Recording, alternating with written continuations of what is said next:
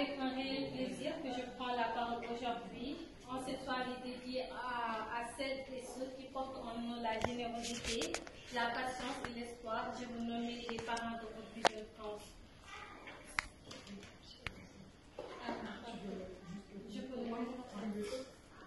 Je m'appelle donc Ndeya Sako, je suis sénégalaise, originaire du village de Mabo et actuellement étudiante en master de politique publique à Sciences Po Paris.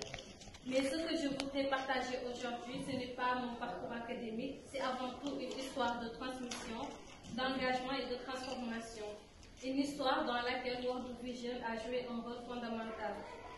Il y a quelques années, j'ai eu la chance de participer à un programme de formation mis en place avec l'appui de World Vision dans mon village, Mabo au Sénégal. Et cette formation s'intitulait Père éducation et leadership for life, un nom qui avec le recul n'aurait pas été mieux choisi.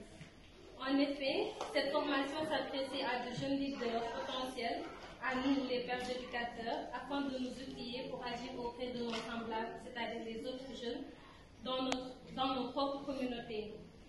Nous avons donc été formés sur des thématiques clés telles que le développement personnel, la protection des droits des enfants, la prise de parole en public ou encore la prévention des violences. Et pour la première fois, on s'est vu comme acteurs de changement, des individus qui pouvaient agir, construire et transformer. C'est ainsi qu'est né le club des pères éducateurs de Mabo dont l'objectif était clair, sensibiliser, prévenir, protéger. Nous avons donc mené des campagnes de sensibilisation contre les mariages forcés et précoces.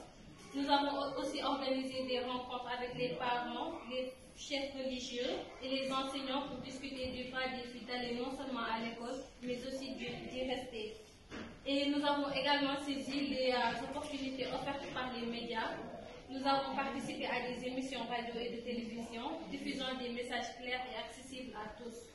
Ces moments de parole publique ont été des tremplins formidables pour porter notre message bien au-delà de notre cercle immédiat. Et je peux dire que cela a porté ses fruits.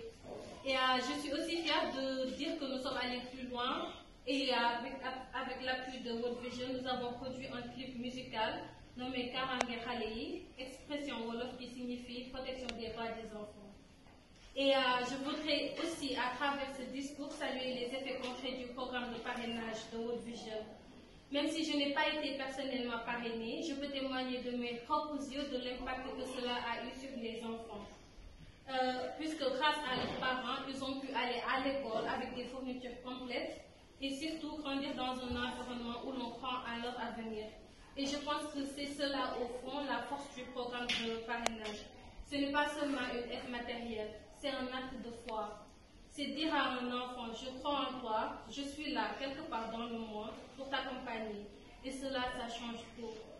Pour ma part, cet engagement aux côtés de World Vision a nourri ma vocation.